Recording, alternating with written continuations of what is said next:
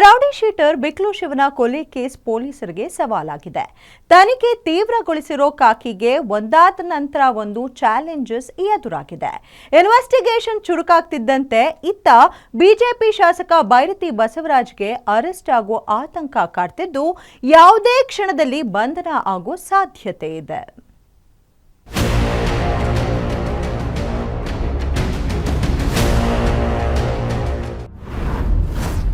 ಬಿಕ್ಲು Shiva murder, Byrathi Basavaraj lock. Kali ಯಾಗ ಮಾಡಿಸಿದ್ದ ಬೈರತಿಗೆ ಬಂಧನದ ಭೀತಿ.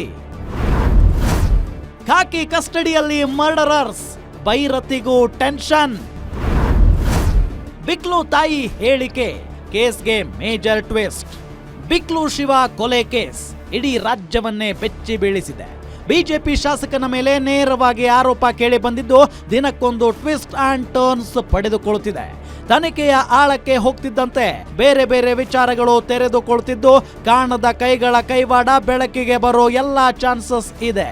ಈ ನಡುವೆ ಪ್ರಮುಖ ಆರೋಪಿ ಕಿರಣ್ ಸೇರಿದಂತೆ 5ರನ್ನ ಬಂಧನ ಮಾಡಿರೋ ಪೊಲೀಸರು ತೀವ್ರ ವಿಚಾರಣೆ ನಡೆಸುತ್ತಿದ್ದಾರೆ.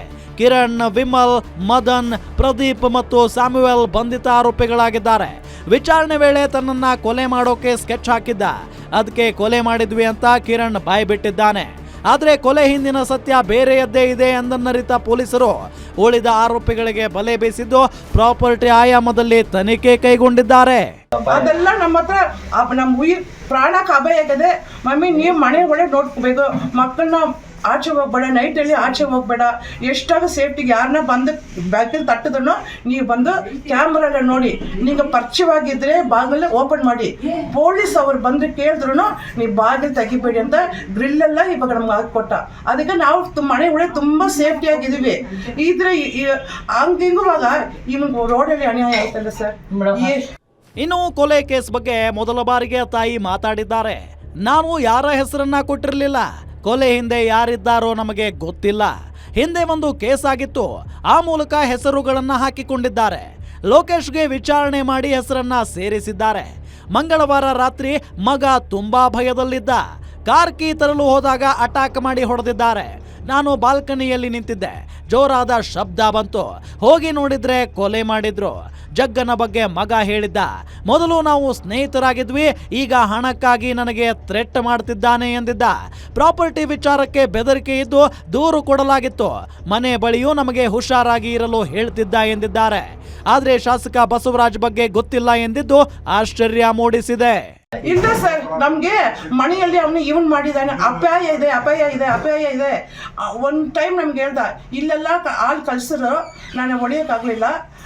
ಯಾರೋ ನಮ್ಗೆ ಹೇಳಿದ್ರು ಚೆನ್ನೈಯಿಂದ ಮೆಡ್ರಾಸಿಂದ ತಗೊಂಡ್ಬಿಟ್ಟಿದ್ದಾರೆ. ನಾನು ಹೇಳ್ದೆ, ಬೇಡಪ್ಪ, ದೇವ್ರು ನಂಬು, ದುಷ್ಟರಿದ್ರೆ ನೀವು ದೂರ ಹೋಗು, ನಮ್ ಟೈಮ್ ಸರಿಯಿಲ್ಲ. ಇನ್ನು ತನಿಖೆ ವೇಳೆ ಕೊಲೆಗೆ ಕಾರಣಗಳು ಒಂದೊಂದೇ ರಿವೀಲ್ ಆಗ್ತಿದೆ. ಕಿತ್ತಗನೂರಿನಲ್ಲಿ 1.5 ಎಕರೆಯಷ್ಟು ಜಮೀನಿದೆ. ಆ ಜಮೀನಿಗೆ ಒಟ್ಟು 3 ಜನ ಮಾಲೀಕರಿದ್ದು ನದಾಫ್ ಎಂಬಾತನ ಬಳಿ ಬಿಕ್ಲಾ ಶಿವ ಅಗ್ರಿಮೆಂಟ್ ಹಾಕಿಸಿಕೊಂಡಿದ್ದ. ಮತ್ತೊಬ್ಬ ಮಾಲೀಕನಿಂದ ರವಿ ಎಂಬಾತ ಅಗ್ರಿಮೆಂಟ್ ಹಾಕಿಸಿಕೊಂಡಿದ್ದ. ಆದ್ರೆ ರವಿ ಎಂಬಾತನ ಬೆನ್ನಿಗೆ ಜಗದೀಶ್ ಅಲಿಯಾಸ್ ಜಗ್ಗ ಮತ್ತು ಆಪ್ತ ಕಿರಣ್ ನಿಂತಿದ್ದ. ಆ ಜಮೀನಿಗಾಗಿ ಕಿರಣ್ ಮತ್ತು ಬಿಕ್ಲು ಶಿವ ಮಧ್ಯೆ ಗಲಾಟೆಯಾಗಿದ್ದು ಇಡೀ ಜಮೀನಿಗೆ ರವಿ ಕಾಂಪೌಂಡ್ ಹಾಕಿಸಿಕೊಂಡಿದ್ದ. ಆದ್ರೆ ಆ ಕಾಂಪೌಂಡ್ ಅನ್ನ ಶಿವ ಧ್ವಂಸಗೊಳಿಸಿದ್ದ. ಇದಕ್ಕೆ ಕಿರಣ್ ಇನ್ನಷ್ಟು ಕೋಪಗೊಂಡು ಜಗ್ಗನ ಜೊತೆ ಚರ್ಚಿಸಿ ಕೊಲೆಗೆ ಸ್ಕೆಚ್ ಹಾಕಿದ್ದಾರೆ ಎನ್ನಲಾಗಿದೆ. ಅಲ್ಲದೆ ಶಿವನ ಹಿನ್ನೆಲೆ ಬಗ್ಗೆ ಪೊಲೀಸರು ತನಿಖೆ ನಡೆಸುತ್ತಿದ್ದಾರೆ. ಸದ್ಯ ಸ್ಪೆಷಲ್ ಟೀಮ್ನಿಂದ ತನಿಖೆ ಮುಂದುವರೆದಿದ್ದು ಆರೋಪಿಗಳನ್ನ ಕಸ್ಟಡಿಗೆ ಪಡೆದು 10 ದಿನಗಳ ಕಾಲ ವಿಚಾರಣೆ ನಡೆಸಲಿದ್ದಾರೆ. ಅಲ್ಲದೆ ಶಾಸಕ ಬೈರತಿ ಬಸವರಾಜ್ಗೆ ನೋಟಿಸ್ ಕೊಟ್ಟು ವಿಚಾರಣೆ ನಡೆಸಲು ಪೊಲೀಸರು ಸಿದ್ಧತೆ ನಡೆಸಿದ್ದಾರೆ. ಒಂದು ವೇಳೆ ನೋಟಿಸ್ ನೀಡಿ ವಿಚಾರಣೆಗೆ ಕರೆದ್ರೆ ಅಂದೇ ಬೈರತಿ ಬಸವರಾಜ್ ಅರೆಸ್ಟ್ ಆಗೋ ಸಾಧ್ಯತೆಗಳಿವೆ. ಒಟ್ನಲ್ಲಿ ಜಗ್ಗ ಸೇರಿ ಉಳಿದ ಆರೋಪಿಗಳು ಸಿಕ್ಕ ಬಳಿಕ ಇನ್ನಷ್ಟು ಸತ್ಯ ಹೊರಬರುವ ಸಾಧ್ಯತೆ ಇದೆ. ಅಲ್ಲದೆ ಪೊಲೀಸರ ಶಾಮೀಲಿನ ಬಗ್ಗೆಯೂ ಹಿರಿಯ ಅಧಿಕಾರಿಗಳು ಪರಿಶೀಲನೆ ನಡೆಸುತ್ತಿದ್ದಾರೆ. Ajay Kumar, crime bureau, guarantee news.